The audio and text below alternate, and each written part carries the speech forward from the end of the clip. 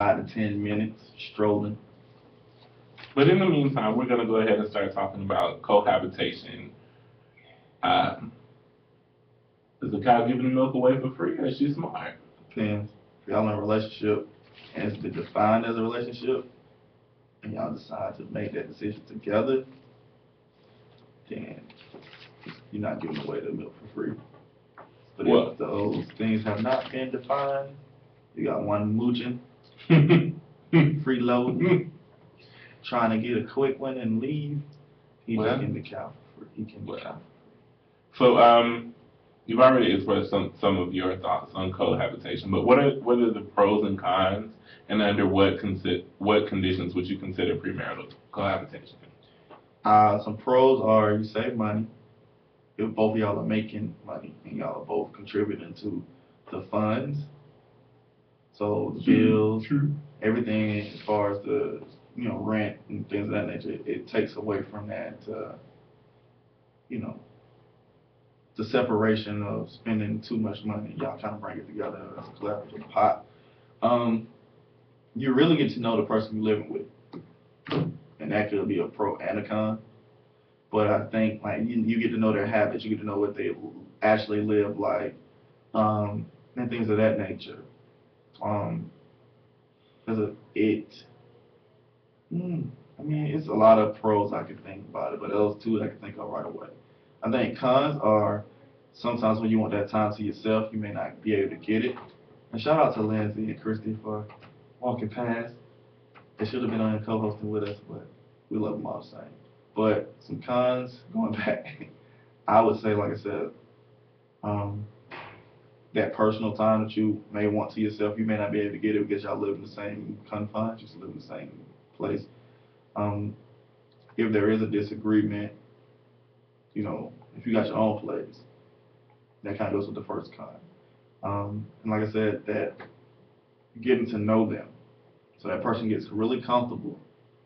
And the stuff they used to do that, now they do it. Yeah. Like they don't put the makeup on no more. Oh, you already know I look like. Oh no. That kind of thing. No. Which I'm not a fan of makeup, but to all of you women that wear it, um, Good for wear it you. appropriately. Don't kick it. Okay. That's I guess that's a sexist view to think, but that's just my opinion. But yeah, I mean, and there's a lot more cons to cohabitation if people aren't both contributing to things, and one person is the financial person or even the emotional person in that household, then it takes a lot away from themselves. And then sometimes like it gets boring. Like y'all together all the time, y'all do all this stuff all the time. Like when you're apart, you can kind of create. Oh, I want to get together and do this. But y'all together, so I was like, go downstairs, see on TV. Go upstairs, she watch TV. That kind of thing. That was just me. Some of the things I would kind of like.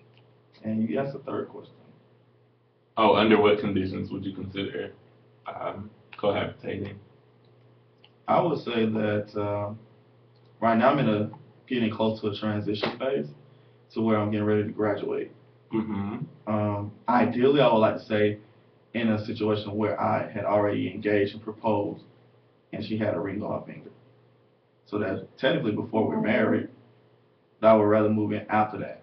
Because I mean, me and Brittany have gotten to know each other, and there's still a lot to learn and know about each other and ourselves as the years go by.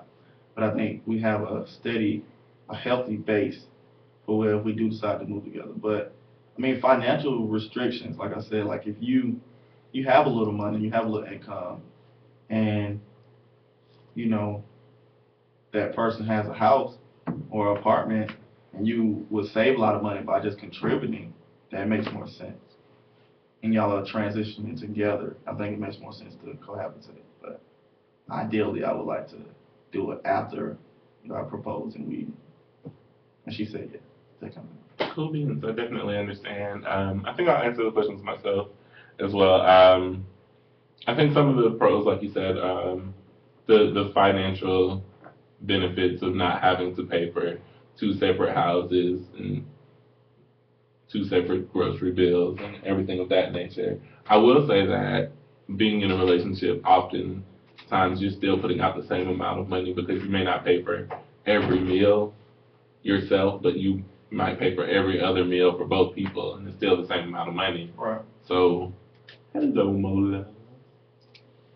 What up, what up? How art thou? Thou art well if I can get my headphones on. That would be wonderful. But yeah, I think that's a benefit. Again, like you said, if there's a disagreement, there's a limited amount of space. I've always been the type to say that I will not be sleeping on the couch in the house that I pay for. Right. But what if you did something wrong? No. No. You just need to move a little bit further on your I mean, side. like, more than anything else, like, the mattress that I sleep on now costs $500. Am I going to give that mattress to you What if because y'all, you're upset? No. What if y'all went in together? Like, Then I still got half of that bed. Exactly. You can sleep on 250, I'll sleep on 250. Okay, Matter so of what if fact, she you can bought the sleep bed? on the box spring. What if she bought the bed though? If she bought the bed, then she can have the bed. I'm fine with I'm that. sleep on my futon bed right Exactly. Oh, you'll pull out bed under? Moreover, Right. if we living together, I'm gonna sleep in my bedroom Oh. that's decorated the way that I want it. I would say that's a con. Having to, like, when you live by yourself, you have your individualness. Mhm. Yeah. Like, and then But when you I move, think that you kind of need that sometimes because what? your individualness. Yeah. Yeah, but I'm saying we're talking about cohabitation and some pros and cons of both. And I think one of the cons is that sometimes you have to, in that compromising type Yeah. thing, you have to give up stuff that kind of takes away from your personal identity at that point. I mean, Right. some And people if you're don't even not want to give you a whole room. They just, no, I don't like your stuff. Right. I don't like the way it looks. It doesn't go with what I want for the house. Well, I mean, I know because I did the whole cohabitation thing 1 year, and I mean, he had his place and I had mine, and it was like one semester we spent all, pretty much every night when I wake up in the morning at his house, and then the following semester it was at my house, which was more suitable because my room was a whole lot bigger, my bed was a little bit bigger. We had room to do whatever, it was a lot of room if he needed to work out, whatever. But in his room, it was very small, and I like to decorate, so his room was like whatever. His room was like a traditional, guy's room, and it was just like, Whatever. it was a traditional guy's room. Like every time I went in his room, I would pick up stuff, See, to help him the clean smaller up. the room, the less stuff you have to put in there, so it makes time for necessity. I'm gonna move Go on. up to, look at my room, look at Daniel's room. Oh yeah. Daniel got stuff. He got 2 rooms in his room. It's so big. My room, I barely got 1 room. But everything in there, stuff I need. If I don't need it, it can't fit. So it's no time to. Point well taken. Yeah. So Oh, yeah. the more room you got, houses, rooms, cars, you put too much more stuff in there to kind of fill it. You really Well, technically not really, No, because but I you mean, Yeah. You do, because You you do. have that feeling of emptiness, like, man, it's so nice. but I need like to that. For me, I like that because personally. Why do you like that? So you can add to it? No, Why? I like openness. No, not openness, the feeling of emptiness. I like that feeling of emptiness because I mean, if I want to go somewhere to escape, I don't need all that clutter. I like to have a room that's kind of like open. I like that. I have a room like that in my house, but it's not gonna be the one that The I. bedroom. Okay, but Yeah. yeah, I understand. Yeah. Bedroom, The but big rooms, I just think weird. In America, we have this fascination with having the biggest, the best, and if it ain't big enough, to be honest, when I came down here to Statesboro and I was looking at these rooms, it was like small. I was like, oh my God, Yeah. like this is my shoe closet back at home. Like this this is my closet back at home. Like I feel like I couldn't even do a cartwheel comfortably without, or I couldn't even just stretch out my whole body without touching wall to wall. And that's not what's up. Like, but the one place that I found was like, Copper Beach. I'm not promoting them or Copper anything. Beach has palaces inside their apartment. They really do. Like, I mean, Like town mansions. you get every bang for your buck at Copper Beach. I mean, it's the largest room that you will ever have, and you paying maybe less of that if you stay in Cambridge, and you paying all that money for a T9G room, when you would be paying less than what you pay and have a huge room. Well, 10 minutes later for our apartment, Yeah. Our apartment comparison. guy. But Copper Thimble did say that she believes cohabitation shouldn't happen until you're closer to being engaged or married. I agree.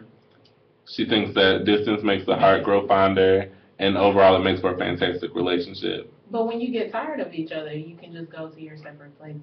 Like And that's what I was saying. Like, that's what me and my ex did. Well, I mean, you can't do that if you start living together 3 weeks after you start dating. Who would do that 3 weeks? Some People do it. No, let's not. It happens. Okay, yeah, sorry. I mean, like, personally, I'm not a big fan of cohabitating. I like my space. I like for you to have your own. So what are you going to do when you get married? There's going to be two of everything. You have a house big enough to where if he wants space, he can. Yeah, I don't know. But what if your budget can't afford that? My budget will be able to afford that. Okay. Just show me. No, like, I'm not trying to be rude. We will be able to afford that. Okay. Yeah. All right. No. I'm sorry. Cool. Yeah, I want to come to your house. Sidebar. Can I have my own room? I accidentally Daddy Warbucks. I accidentally cohabitated with someone one time. Accidentally. You don't accidentally. I didn't understand what was going on. I didn't know it was happening. I woke up one morning and picked up a toothbrush that wasn't mine and You know what it is. flipped my stuff. No, I didn't actually use it, but I flipped my stuff. I was just like, no, The door technique. this can't happen. I need you. For our Question, so how do you feel about those females who gradually That's what happens. move in? Like That's what happened. That's what happens. They And need, a piece of. Once I realize that it happens, I throw the flag. I grab a box, and it's by the door when you get ready to leave. Come here. Hey, baby. What is? Oh, so you kicking me out? Oh, you It's have another girl? It's not kicking you out. It's reminding you that this is my house. It's permanent separation. It's not even permanent. From my house. Yeah. Your beloved got exiled from this. I mean, like, you have to understand that there's different dynamics in every relationship. Like, I love that guy. He's a cool dude. I admire him and look up to him in some aspects. I went in his restroom one day and saw, like, a whole little pink and black cosmetic set, and I was just like, whoa, dog, we need to talk about this the set in your bathroom. Hey, I'm gonna talk about me and my cosmetic bag. Then I realized who it belonged to, and I was just like, oh, haha, So you thought it, right, you thought it belonged in. Well, I'm saying it's his bathroom, so I assumed that what's in there is his, and then I realized that it wasn't, and they're sharing space, and that's so cute. What happens when you go into a male's bathroom and you find female products that actually belong to the male? Well, I mean, it's his product. I'd just be like, well, what's going on? Because, I mean, it was it depends on what kind of product you find. Now, if you find a... Nair. We're going to have a talk. I mean, it also depends on the person and what's going on in their life, if you know. Nair is unisex. I mean, if you want to get some of them tacos, wait. Nair is unisex? No. I mean, anybody, it does come in a pink can, but anybody can use it. It's for hair. Hair don't discriminate. Who in the commercials, though? Female. I will say, okay, but you'll never see no guy in the Nair commercial, but they should. Taking his taco meat. But I'm saying, like, I mean, men can use Nair. I'm sure they can, but I would actually suggest that, baby, to get that nasty taco meat off your chest, you might want to use some Nair. That E. coli growing on your chest, that kudzu, that's right now, your chest right there. No, I mean, if it's straight, I can deal with that, but if you got them B2Bs, cool to get that down. Copper Thimble said, LOL, be happy you're just not walking into a bathroom covered to the ceiling in tampons.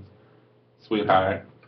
I'm sorry. I love you. That's, no. I really do. We're gonna scratch that That's from the nasty. record. Yes. That is a time in your life where you don't need to be at my house.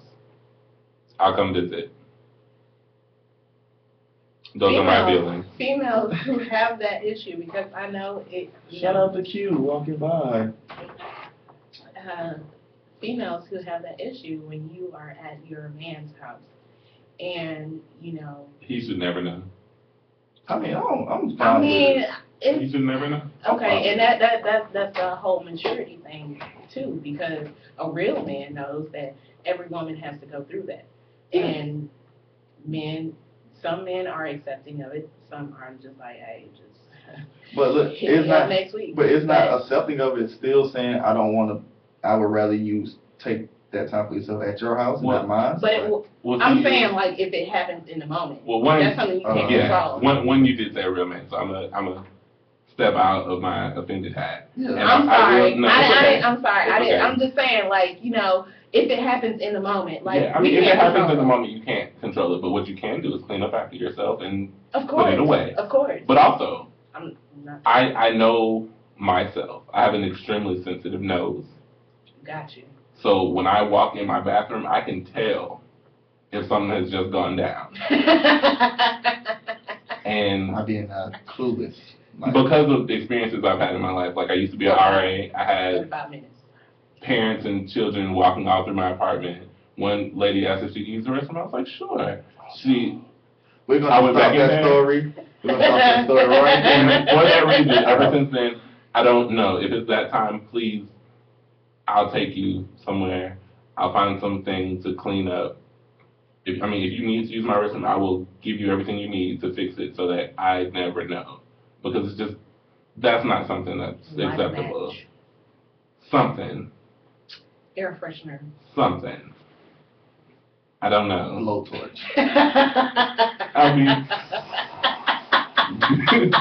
do what you would do if you were camping during that time of the month. I don't Exorcism, know. holy water. But no. That holy water ain't gonna take the smell out. It's gonna clean the demons. The demons of stank. The demons The of funk.